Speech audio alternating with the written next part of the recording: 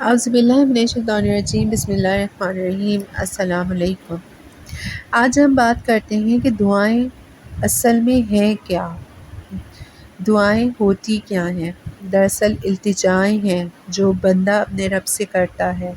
وہ کسی وقت بھی مانگے، اس کا دروازہ کبھی بند نہیں ہوتا۔ اس سے مانگنے کے لیے کوئی وقت متعین نہیں ہے۔ اس سے جتنا مانگو اتنا ہی خوش ہوتا ہے، اور اگر کوئی نہ مانگے تو وہ ناراض ہو جاتا ہے۔ اس لیے جب کبھی کوئی مشکل پیش آئے، پریشانی لاحق ہو یا مصیبت میں مبتلا ہو تو اپنے ہاتھوں کو بارگاہ الہی میں اٹھائیں اور جس زبان میں چاہیں دعائیں مانگیں۔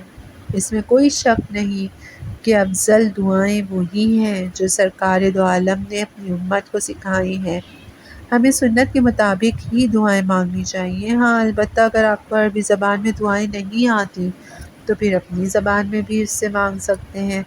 اس سے مانگیں، خوب مانگیں، جی بھر کر دعائیں کریں، رو رو کر، بغیر کسی واسطے کے۔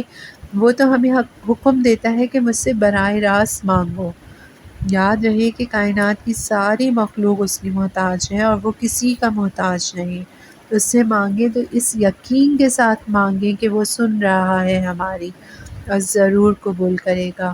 دعائیں مانگیں تو حضور قلب کے ساتھ مانگیں۔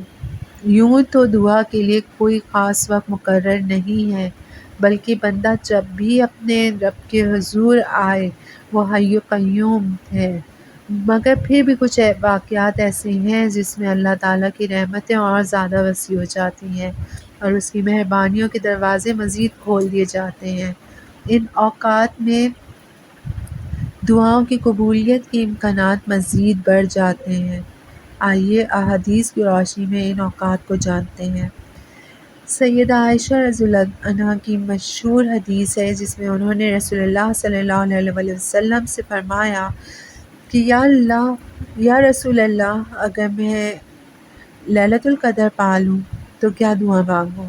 آپ صلی اللہ علیہ وسلم نے ارشاد فرمایا کہ تم یوں کہنا، اے اللہ تو معاف کرنے والا، کرم کرنے والا ہے، معاف کرنے کو پسند کرتا ہے، مجھے بھی معاف کر دے۔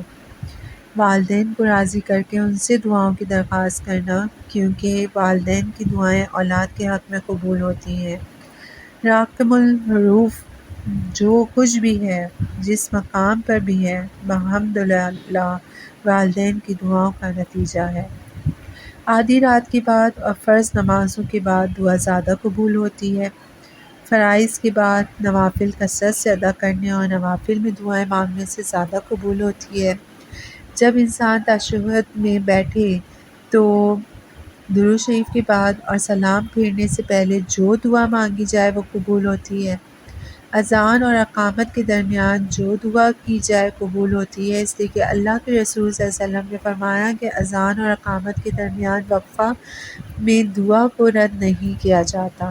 جب رات کا 2/3 حصہ گزر جائے، آدھی رات کے بعد اگر کوئی شخص اٹھتا ہے اور اپنے رب سے دعا مانگتا ہے تو اسے قبول کیا جاتا ہے۔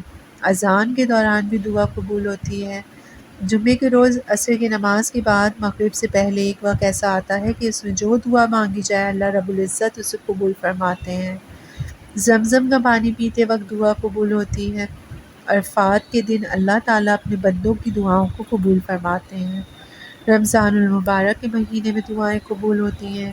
ذو الحجہ کے پہلے 10 دن بڑے مبارک ہوتے ہیں۔ ان دنوں میں بھی بطور خاص دعائیں قبول ہوتی ہیں۔ بس شرط ایک ہے کہ آدمی لقمہ حلال کا کھائے اور حرام سے بچے۔ یہ اہتمام کر لیا جائے تو اللہ کے فضل و کرم سے دعائیں قبول ہو جاتی ہیں۔ اللہ تعالیٰ ہم سب کو صرف اپنے ہی در پر جھکنے اور اسی سے مانگنے کی توفیق عطا فرمائے۔ آمین ثم آمین۔